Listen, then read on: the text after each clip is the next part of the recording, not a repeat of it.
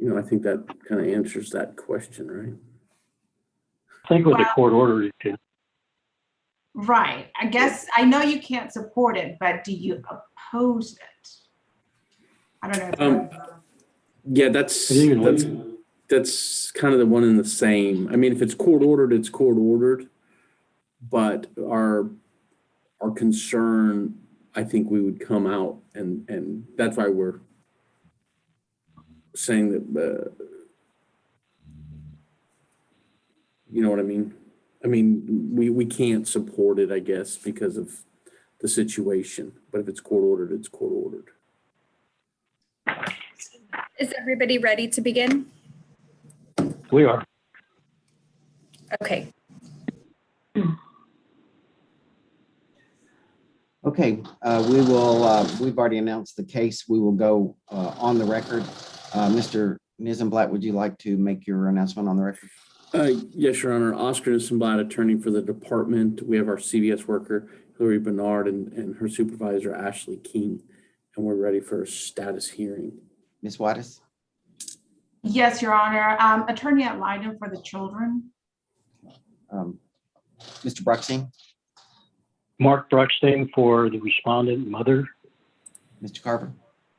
Charles Carver for the alleged father, Mr. Duffield. Okay, this is a hearing we had normally had fallen under the category of hearings that we would have by submission during the COVID-19 pandemic because there was an issue raised that the court felt like we should hear from in a more direct manner, allowed a hearing, made this hearing, this status hearing to be by Zoom rather than by submission. And so, Mr. Nisenblatt, let me swear, if everyone here who is a potential witness, raise your right hand, please. Do you swear the testimony given this cause will be the truth, the whole truth, and nothing but the truth, so help you God? I do. Yes. Okay, Mr. Nisenblatt, you may proceed. Your Honor, just for the efficiency of this hearing, do we want to go through the whole status hearing? Good, that's a good point. Let me ask everyone, I've read your the reports. Is there, outside of the placement, is there anything that anybody disagrees with? I will take judicial notice of those reports and their contents. Not from me, Your Honor, not outside my motion. Okay, Mr. Bruckstein? I was kind of hoping to see if the department had done any sort of background check on the grandfather regarding any mitigating factors, which I believe there's plenty of. Right, but I'm going to address the placement separately, but as for anything else, is there any objection? I have taken now judicial notice of the reports. Is there anything in those? Okay, Mr. Carver? Nothing, Your Honor. And for purposes of the motion, I don't have a position one way or the other as representing the alleged father, so I'm just going to kind of remain silent, and that's pretty much it. Okay, Mr. Nisenblatt, has the department developed service plans? Yes, Your Honor, the service plans were developed and they have been filed with this court. Okay, is there any objection or request for a deletion or addition to any of the service plan? None from me, Your Honor, other than, of course, the change. The placement. Yeah. Outside of placement. Not from me. Okay. Mr. Bruckstein?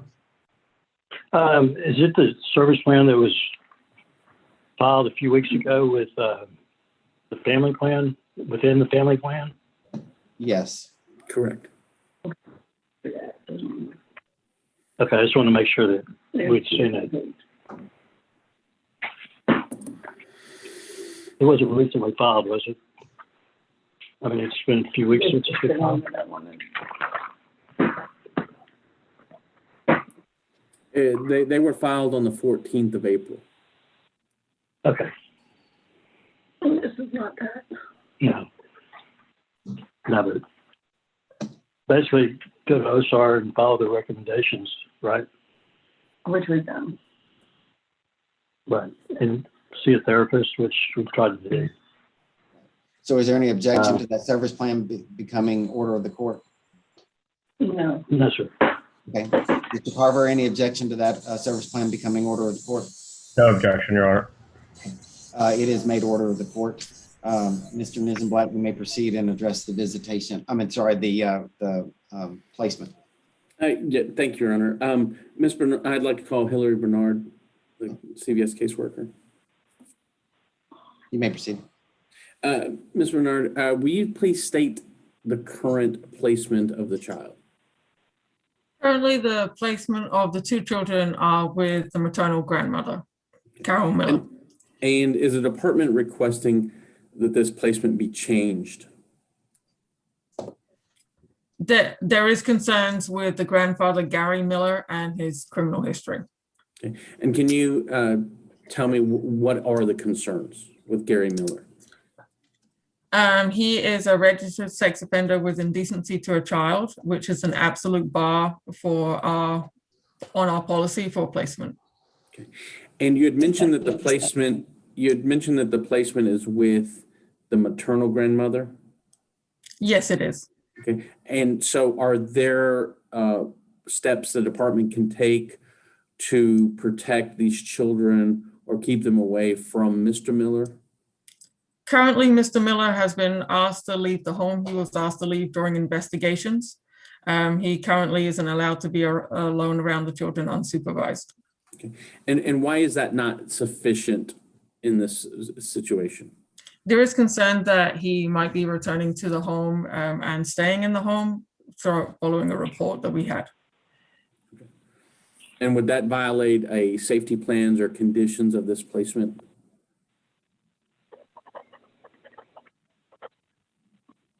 Sorry, I do apologize. I didn't hear that.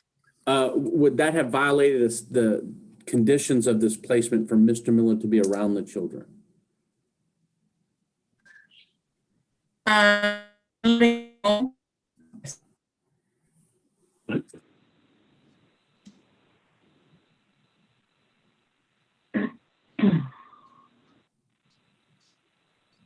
Ms. Bernard, are you still there?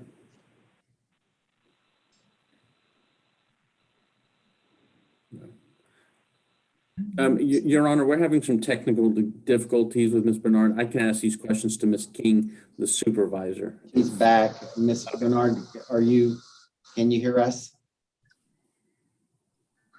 I can. Sorry, the computer threw me off. Try it again, or if you want to move to the next witness, you may. Okay. Ms. Bernard,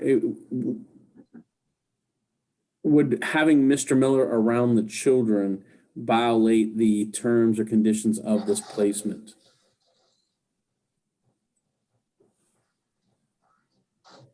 I do apologize. I could not hear your question. Okay. Your Honor, at this time, I'd like to move on to Ms.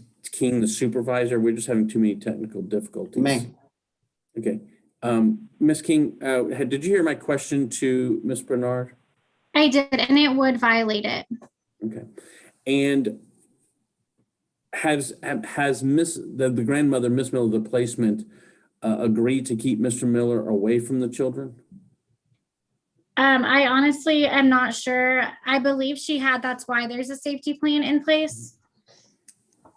Okay. And so what would be, if the court were to grant a change in placement, what is the plan for this child? Is Hillary back on and she can better answer that? I don't know the plan that she has for the kids. Okay. And what concerns does the department have with Mr. Miller if he's supervised at all times? So we wouldn't allow him to be in the home at all. It would be an automatic bar for our placement. If he's supervised, I don't foresee there being an issue, but we would have to have a guarantee that he is supervised around the children at all times. Okay. And did this condition exist at the time of removal and the adversary hearing or the show cause hearing? Excuse me. I'm not sure.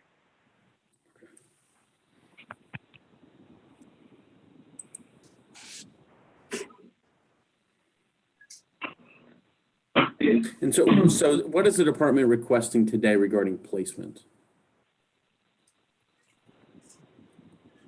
Ms. King? We would basically, I'm honestly not sure. This is, Hillary would need to answer the question what we're doing in regards to placement. Pass this witness. Ms. Waters, do you have any questions for Ms. King? I do, Your Honor. Ms. King, with regards to the supervised guarantee, you said you would need a guarantee that Mr. Miller was actually going to be supervised, correct? Correct. Do you have any idea what that supervised guarantee would look like? So the concern that the department has is that we have a report stating that the grandfather has been back in the home and we can't approve that placement with him being in the home. All right, so Mr. Miller is allowed to come and have visits and help care for the kids, correct? I'm honestly not sure. All right, do you know any of the conditions of his contact with the boys? I would have to look up the safety plan. I was not the initial supervisor on this case. Okay, as far as you know, other than the criminal history, is there any other concern with regards to Mr. Miller as to whether he's been inappropriate with the children? Not that I know of, it's the criminal history. Okay, so other than that specific issue, has there been any concern with regards to either Mr. or Mrs. Miller as far as their care of the children? No, it's just the criminal history. Okay, when have the Millers been cooperative with the department? As far as I know, yes. Okay, and obviously you said, well, have they cared properly for both Brady and Tyler? As far as I know, yes. All right, do the boys have food? Do they have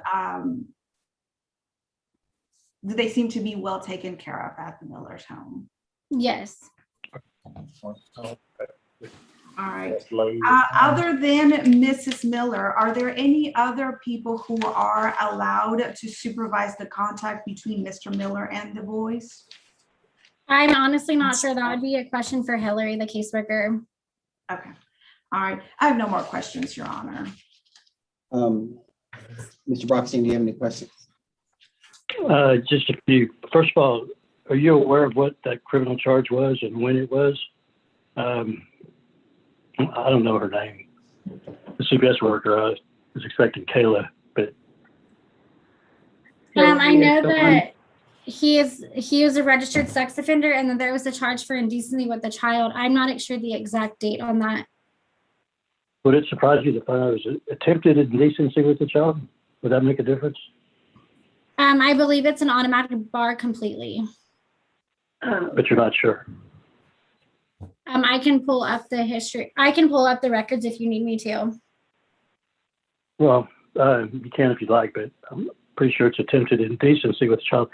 Also, have you had a chance to look at a letter that was written to Kayla Green from a Wendy Wyatt, who was his therapist, I guess Mr. Miller's therapist, for a number of years? I have not read that letter.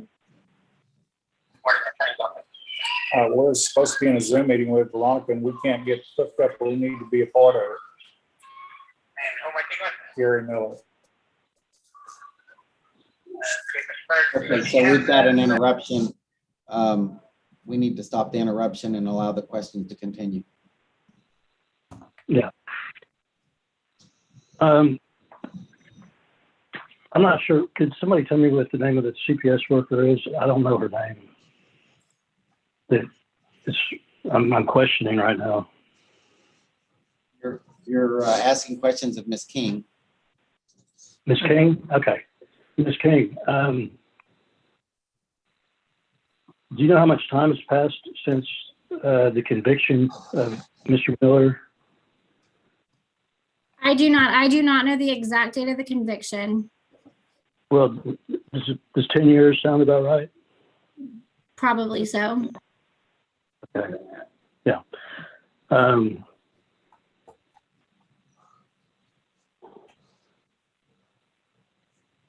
yeah. Do you know if he's got more than one conviction or just one conviction? As far as I know, there's only the one. Okay. Are you aware of any pre-existing relationship between the child and Mr. Miller? I believe that there is, as he's a grandparent, but I am not for sure that there was one. Would it surprise you to find out that there has been one for the child's entire life?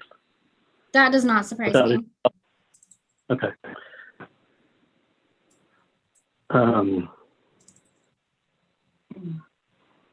Yeah.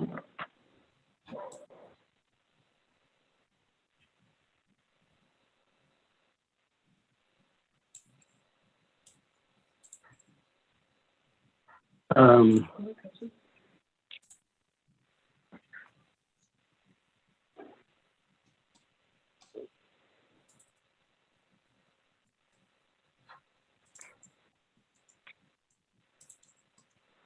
1 second, please.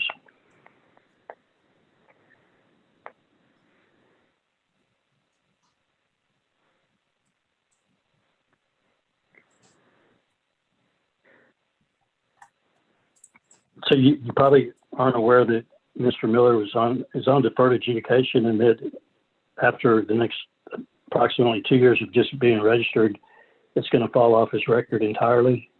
Your Honor, objection. Sustained. Thank you.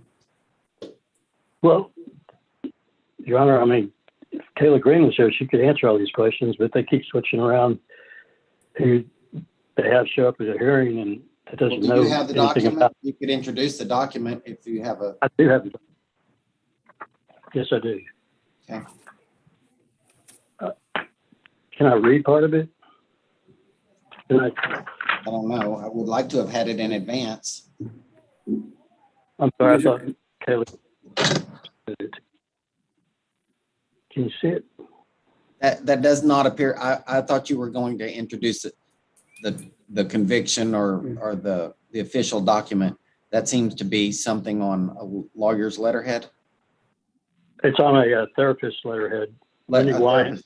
Okay, so I thought the question was she aware that something was a deferred adjudication and he was going to drop off of something? I was expecting that would be an official document and we could see exactly what he was charged with, convicted of, or something along those lines, rather than a letter, which would. Okay. When I said you could introduce something, I thought we were talking about an official document that was an official court document. I mean, the CPS worker said that she could look it up if we needed her to. Would that help? It won't help for this that- hearing.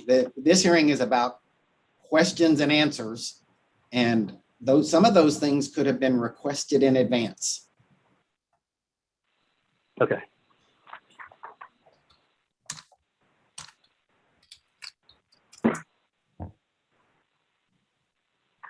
All right. I have no further questions, Your Honor. Okay, Mr. Carver. Pardon me, I couldn't find the unmute button. I have no questions, Your Honor. Okay, Mr. Nissenblatt, any further questions? From this witness, no, Your Honor. I would like to recall Hillary Bernard. Okay. Ms. Bernard, sorry for the technical difficulties. I believe now we just have canine difficulties. Ms. Bernard, again, can you state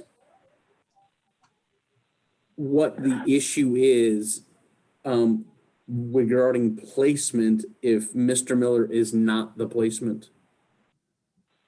Our concern is that he is still potentially living in the home. When they completed the home study, there was concerns that he was still living in the home. I mean, that is his place of residence. He is currently technically homeless because we told him to move out of his house so the children could stay there. Okay, so if he has moved out of the house, does that resolve this issue? It makes it a little bit easier, but he has to stay out of the house, and we're talking for the whole length of the case, which 12 to 18 months is potentially a CPS case. Right, but this case is different, is that correct? As far as timeline? No, it will still be the year. What's her name? And why do you have that belief? That is what I got told by my program director. It is a regular removal. The mother is currently being supervised. She was allowed to live in the home because of the newborn. The mother is in the home, same home as the child. Yes, that Okay. was because she has a newborn, so she's allowed to have more contact. But she lives there with the child. She was allowed to stay there with the child, supervised by her mother. Right. But mom is living with the child. That's a yes or no question. That's us to answer. Yes, she's living in. This thing. Okay.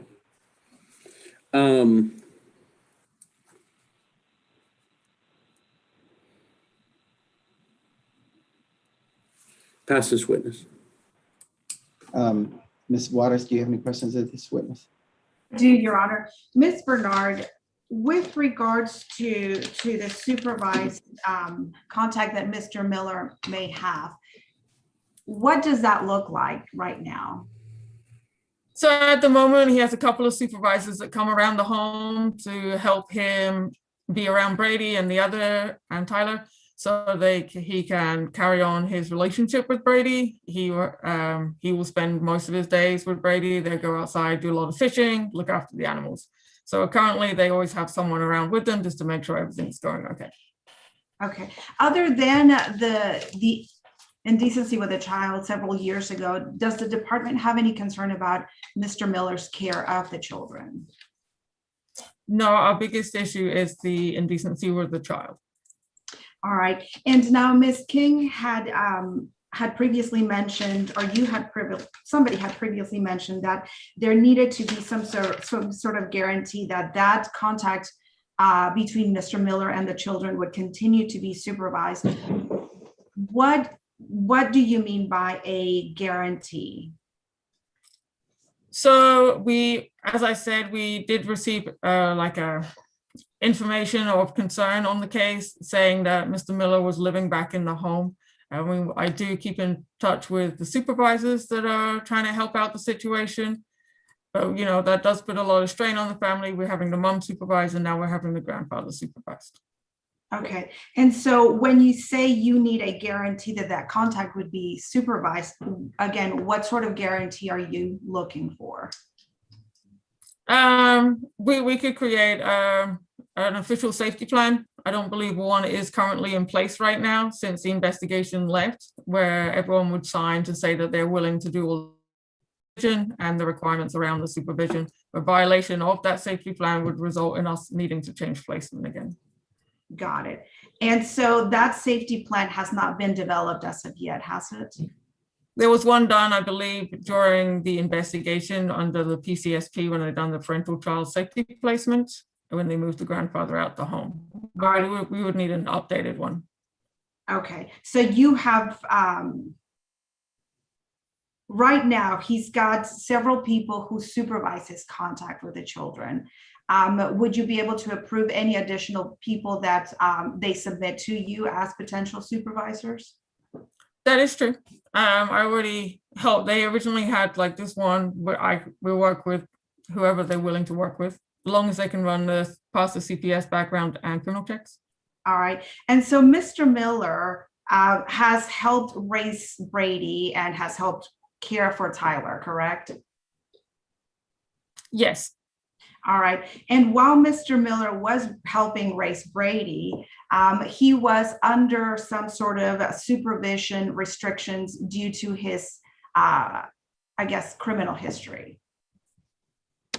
That is true. I have actually spoken to the sheriff's office about his status on the register. Okay. And as far as you know, was Mr. Miller compliant with those terms of supervision? Yes, he is actually allowed to, he is not under any supervision requirements as of 2018, as long as the family says it's okay, but the department says it's a concern. All right. And do you know what sort of services Mr. Miller complied with or completed in order to allow him to care for Brady? I don't know the ins and outs of all of the services that he completed, but I do know that he did complete his therapy and programs that they asked him to do. All right. And did you have any reports or any concerns about how Mr. Miller was caring for Brady basically all of his life, the past 6 years? Not to my knowledge. He seems to have a pretty good relationship with Brady. Okay. And does he seem bonded with both Mr. Miller and Mrs. Miller? Yes. Brady, yes. All right. And does he seem well cared for? Yes. What about the home? Do you have any concerns about the home? I do not. It's a well-maintained home. All right. And so right now, the boys have their own separate room, correct? They have a room the boys share together. I believe the mother might potentially be sleeping in there, but that is something I'll talk to them about. Okay. And so both Brady and Tyler, they're in the same room. So if, well, you Brady said and Tyler are in the here? same. Okay. All right. With regards to a change in placement, do you know what the alternative to the Miller home would be? I've spoken to the mother. She does have another potential family member that we can look into if we need to change placements. All right. And do you know who that potential family member is? Yes, that would be her sister. All right. And so has Brady ever lived with her sister? Not that I know of. All right. Other than the Miller home, do you know whether Brady has lived anywhere else in his life? I would say with his mom and his mother's home when he was staying with his mom, but I couldn't guarantee. That would be a mom question. All right. And do you think that changing his environment, would that affect Brady's life?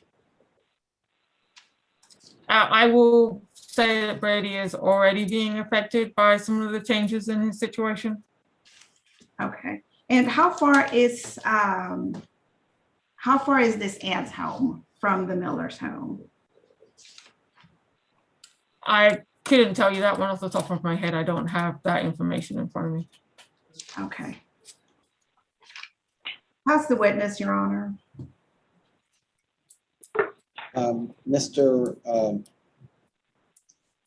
Carver, do you have any questions? No questions, Your Honor. Mr. Brockstein, do you have any questions? No, sir. Mr. Nizzleblad, any further questions of this witness? None of this witness. Any further testimony? Yeah, I'd like to call Mr. Gary Miller. Okay. Mr. Miller, my name is Oscar Nizzleblad. I represent the department. Are you aware of the concern the department has regarding your criminal history?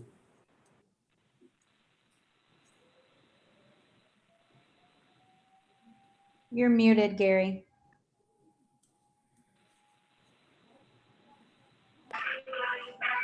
Okay, can you hear me now? Yes, sir. Okay. Would you ask that question again, please? Yeah. Are you aware of the concerns the department has regarding your criminal history? Yes, I am. And has the department asked you to move out of the Miller home, which is placement for these children? Yes. And have you done that? Yes, I have. I'm allowed to be in the house during the daytime. I'd normally come back around 7 or 7:30 in the morning. I leave about 9 at night, and I stay in an adjoining property. But I'm here during the day, all day, helping Carol around the house, and this is what I was told I could do. Okay. Carol And who supervises me. I'm not alone with the children. Go ahead. and when you say adjoining property, how far is the adjoining property? A quarter of a mile. So does it have its own different address? Yes, it does. And do you understand that this might, this requirement for you to be off that property would go the length of this case? I didn't understand what you was asking. Do you understand that the requirement that you not reside in that property is for the duration of this case? Yes, my understanding right now is that I can stay at my house with the kids and Carol under her supervision during the day, but I cannot lay my head down and sleep here. I have to go to a different address, and that's what I have done. I've registered myself with the sheriff department at 301 Furmays Road, which is an adjoining property. It's my mother's place.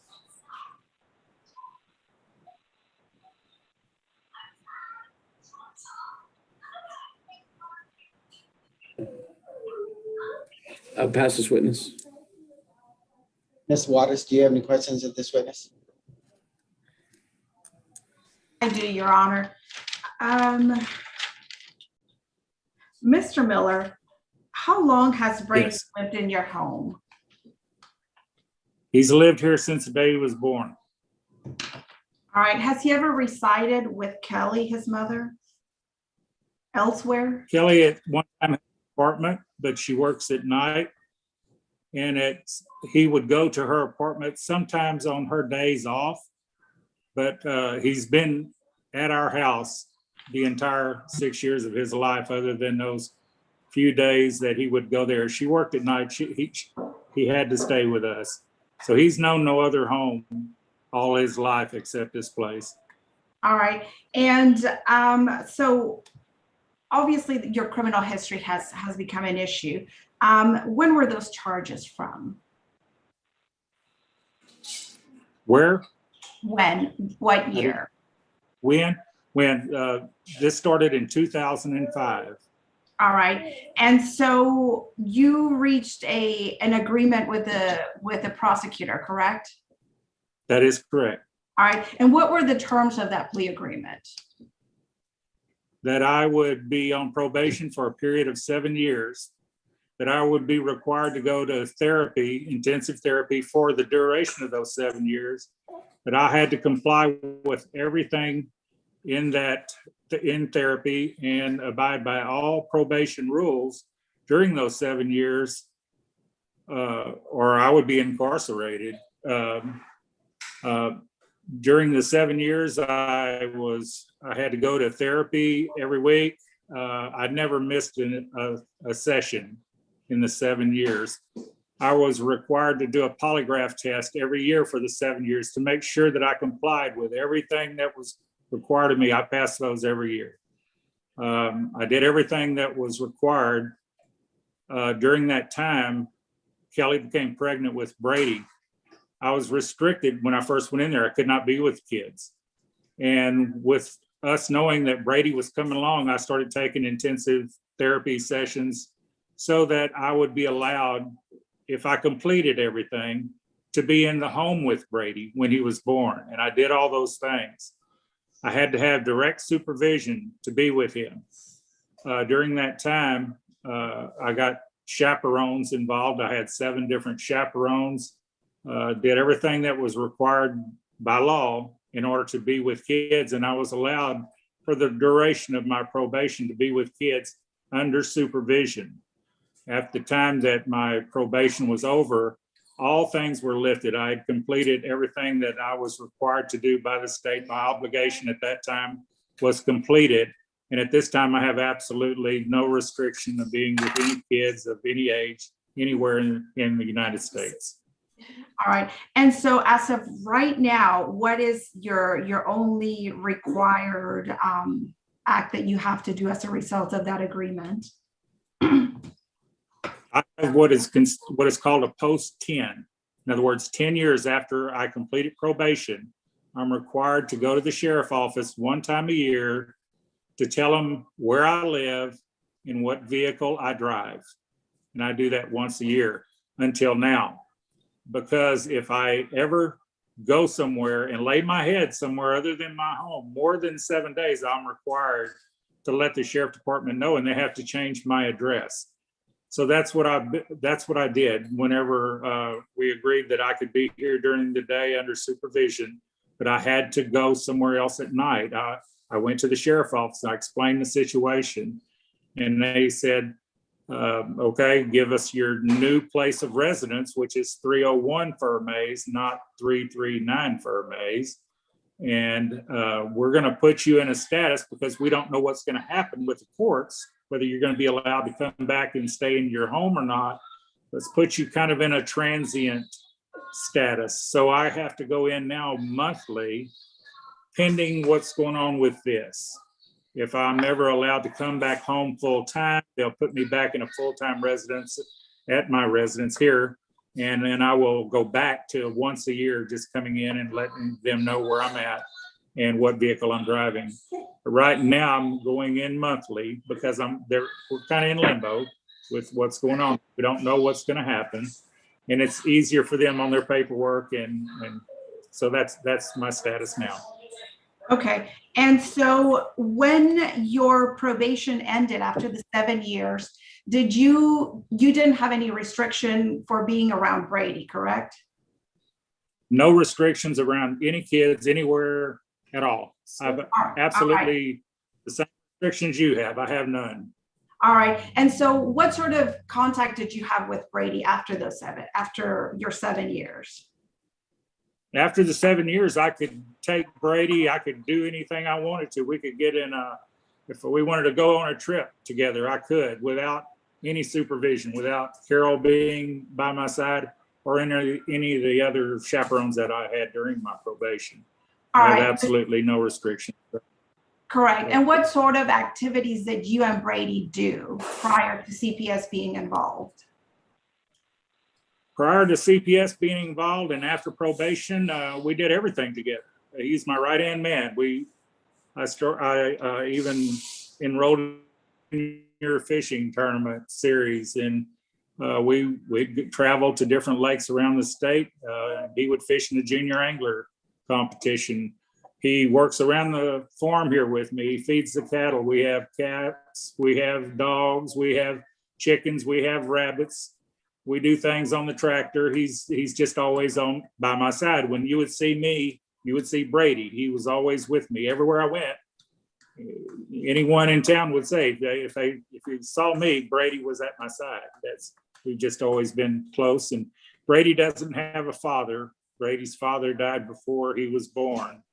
I'm Brady's father figure. I'm the only father figure he's known all his life for 6 years. And I've done the best I can to raise him in a good way. All right. And now that CPS is involved, are you still able to go out into the farm and fish and do whatever with Brady on the farm? Only with supervision. All right. I have Carol and I have two other cousins. The two other cousins come down quite often. So if I'm going to go out with them, I have to wait for them to be in town, or Brady's kind of stuck inside. He can't go out. All right. And you're willing to continue to have this sort of supervised contact for maybe a year or a year and a half? I'll do whatever it takes to keep the kids here and keep Brady in a good place where he's mentally in a good place and kids are being taken care of. And yes, ma'am. All right. And so I do have to ask you, you said whatever it takes. So if it takes you moving out of the home completely, is that something you would be willing to do? I'll do whatever it takes for what's best for the kids. Okay.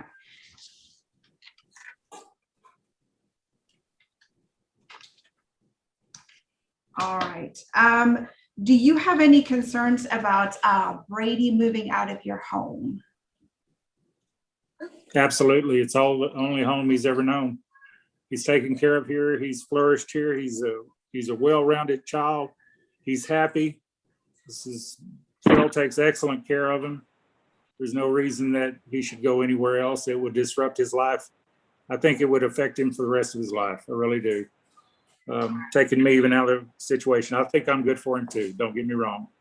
I've raised him as well as I could. I've raised him better than I raised my own kids. I've been here with him. I was always gone working when my kids were young.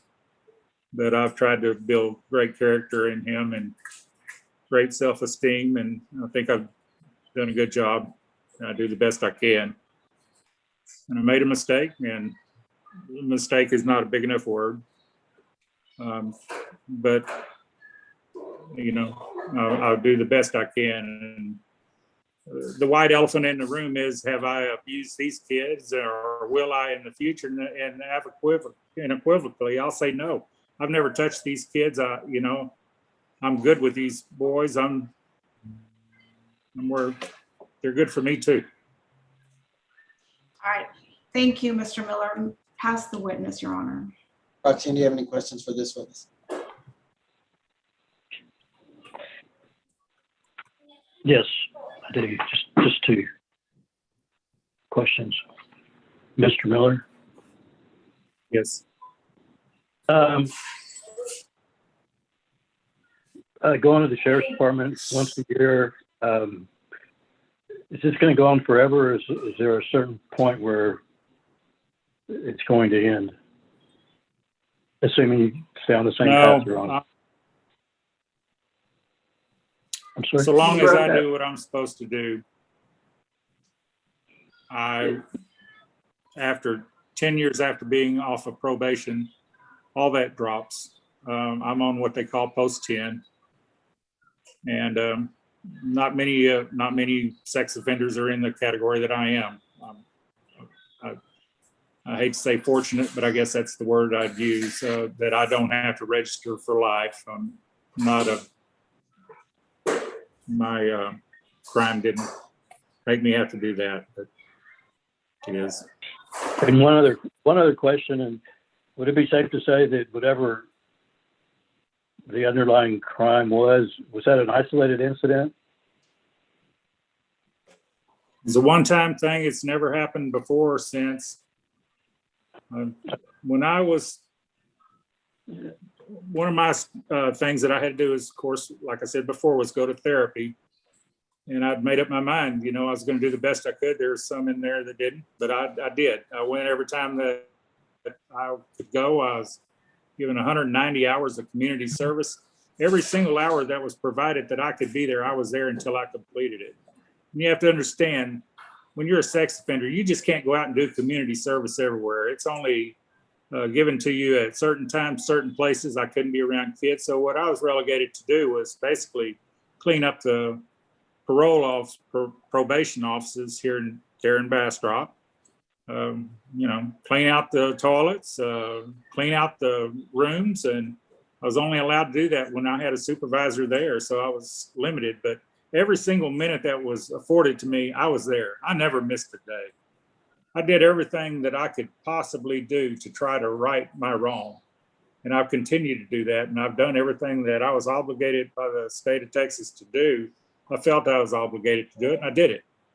And the obligation that the state made to me was, if you do those things, we'll let you go and you won't have any other restrictions. And that's where they're at now. But this has come up now. So. Okay. No further questions. Okay. Mr. Carver, do you have any questions? No questions, Judge. Mr. Nisenblatt, any further questions?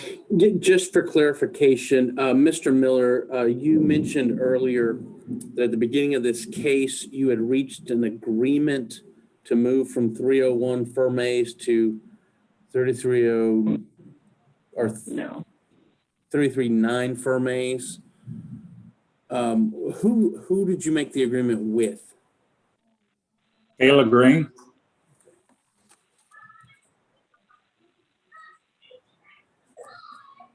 She told me, well, the agreement was that hang I would not. on, Mr. Miller.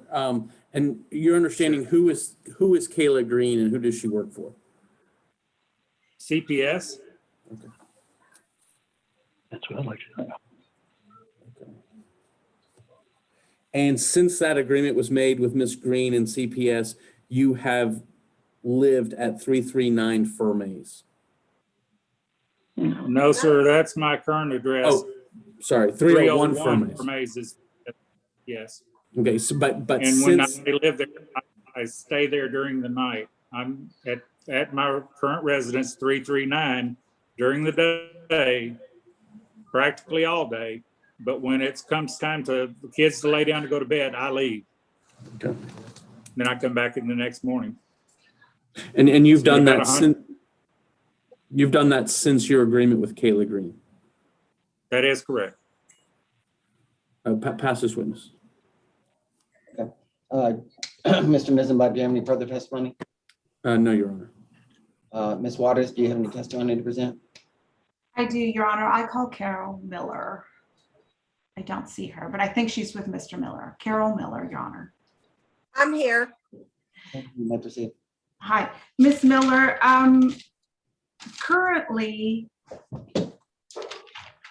you supervise most of the contact that the boys have with Mr. Miller. Is that right? Pretty much, yes. Him, and unless his cousins, like he told you, are here, I am the go-to girl. Yes. Okay. And so what sort of things does Mr. Miller help you do? He does everything on the outside of our home. I am no longer afforded the luxury of going out mowing, which I've always done. So he has done that as well.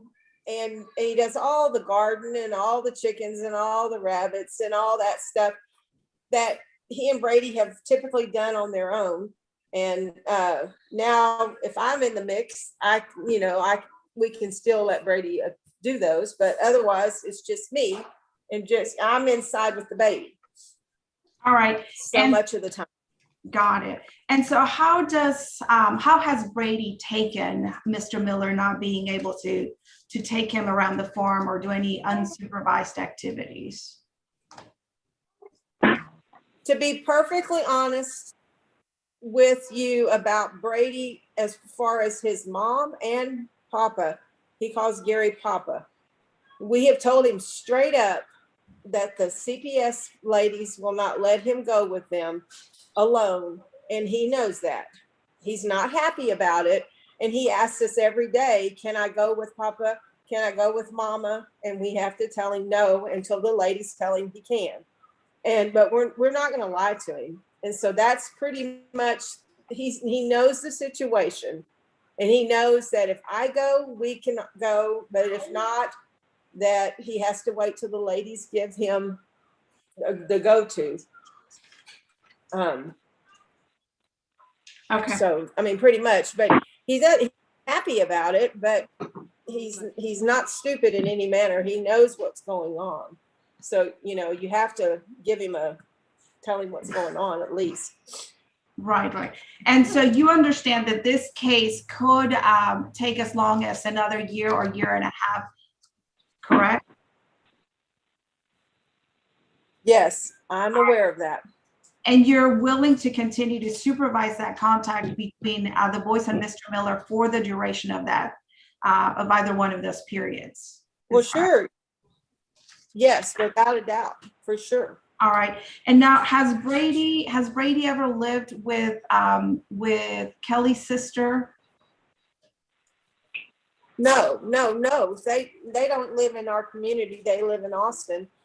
And no, he's always lived here his entire life here in our home.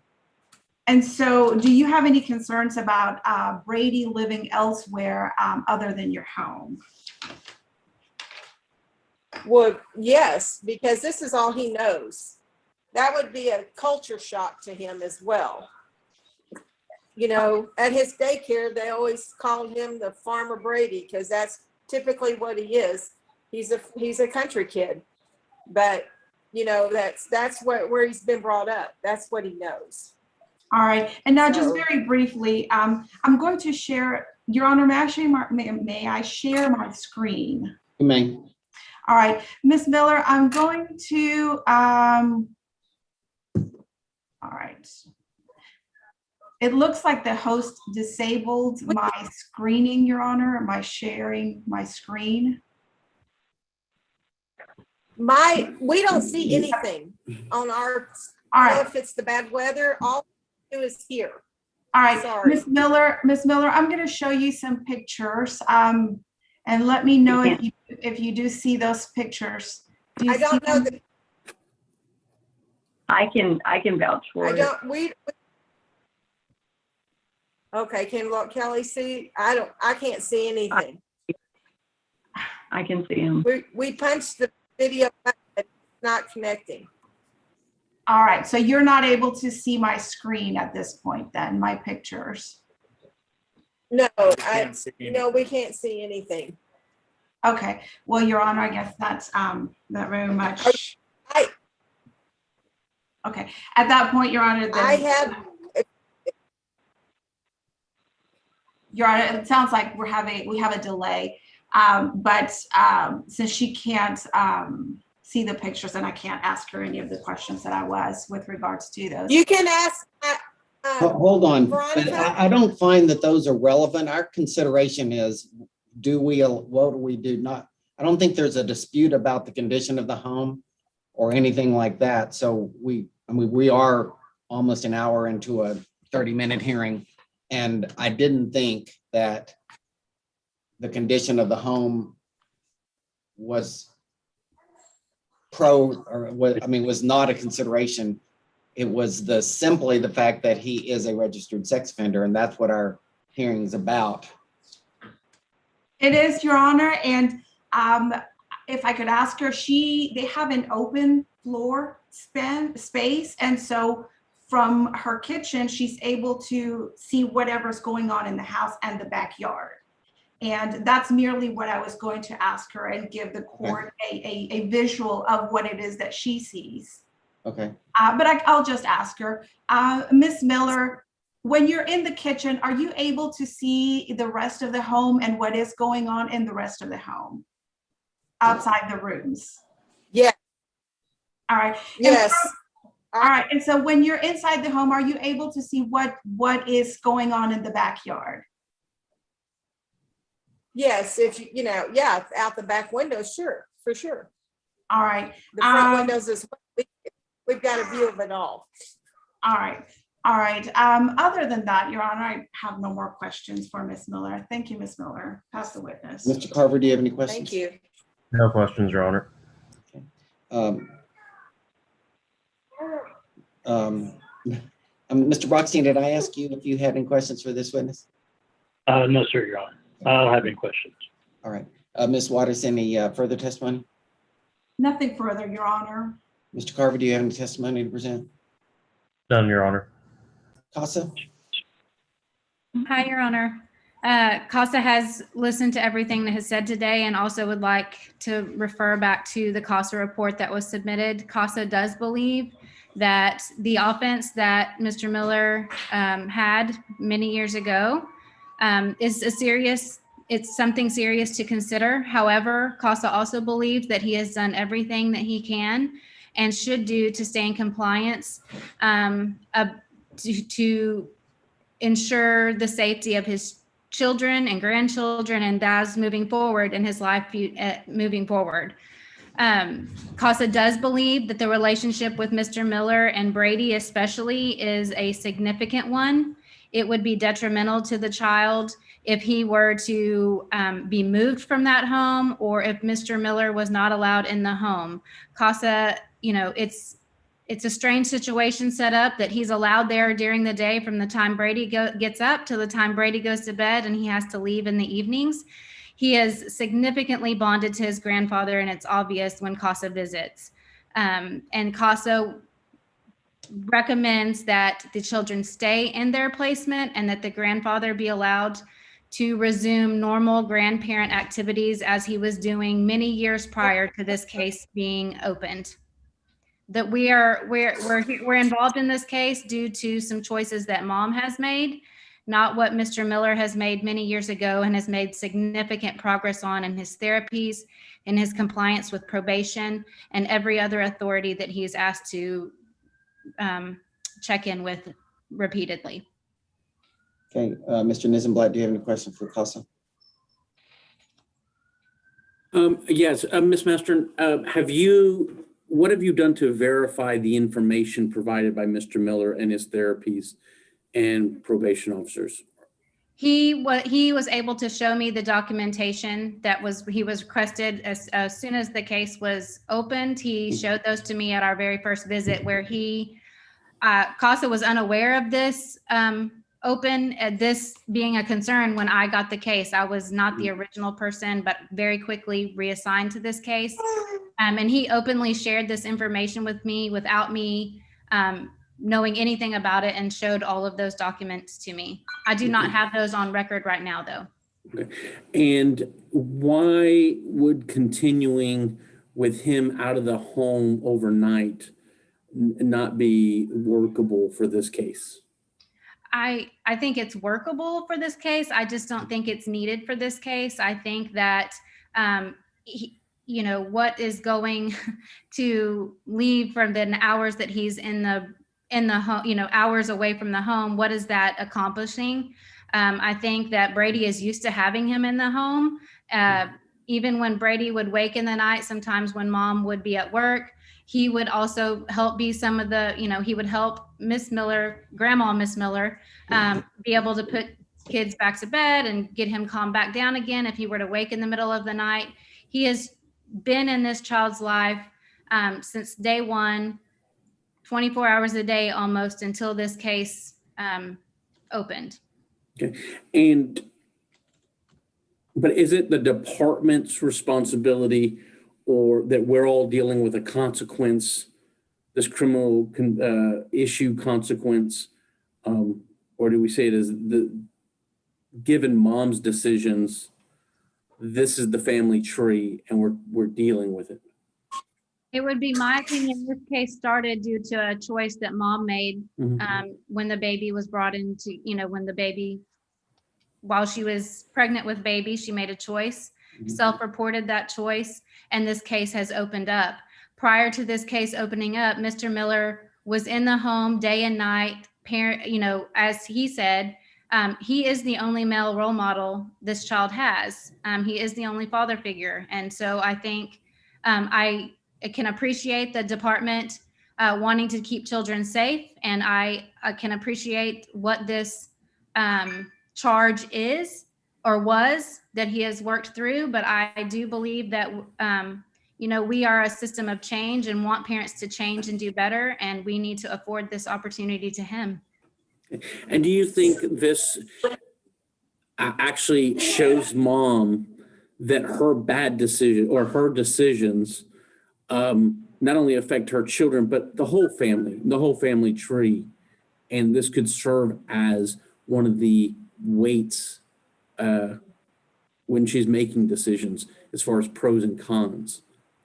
That given her father's criminal history, these are things I have to think about before I engage in unsafe behaviors. I think I could agree with that. Yes, it definitely it trickles down. Absolutely. Thank you. Pass this witness. Ms. Waters, do you have any questions for CASA? I do not, Your Honor. Mr. Brockstein, do you have any questions for CASA? Yes, sir. Mr. Carver? No questions. Mr. Nizenblatt, any brief argument? Yes, Your Honor. We are just trying to protect this child. Our policies are such that we do look at when we place a child, we're responsible for that child.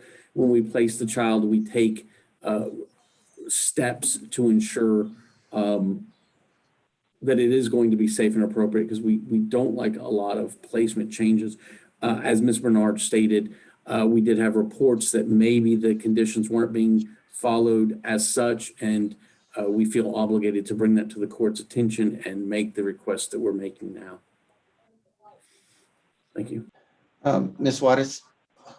Yes, Your Honor. As far as Brady is concerned, as you've heard from the Millers, this is his home. This is what he knows as home. This is his father figure, and he's already, yes, suffering the consequences of mom's actions. He already can't go out and about the farm, go about his normal life as he used to. He does continue to have supervised contact with his grandfather. I know that CASA is recommending unsupervised contact. Your Honor, would not go as far as that. What I am recommending for my clients is that they be allowed to stay in their home, and that all contact with Mr. Miller be supervised. And in the worst case scenario, as Mr. Miller did say he would agree to doing, in the worst case scenario, if the court feels that the home needs to be changed, then perhaps we should consider having Mr. Miller move out completely so that the children and their lives remain as unaffected as possible, due to actions that had nothing to do with them or with the Millers. And while I can appreciate the department's concern with regards to Mr. Miller being a registered offender, I too share those concerns. And that's why I would say, Your Honor, that the contact between Mr. Miller and the children continue to be supervised, and that we implement that safety plan that Ms. Bernard, sorry about that Ms. Bernard had earlier mentioned, in order to assure that, one, we have as much stability for the boys and then staying in their home, and then having Mr. Miller be a presence in their life, even if it is under the supervised conditions. Mr. Brockstein, do you have any brief argument? No, sir. Mr. Carver, do you have any argument? Nothing, Your Honor. Okay, the department will remain as temporary managing conservator. The service plan is made order of the court. The court will approve the placement with grandmother with supervised visits for Mr. Miller. He may remain in the home as long as he remains supervised at all times. Thank you. Okay, Thank you. this will conclude our hearing. Thank you. Thank you.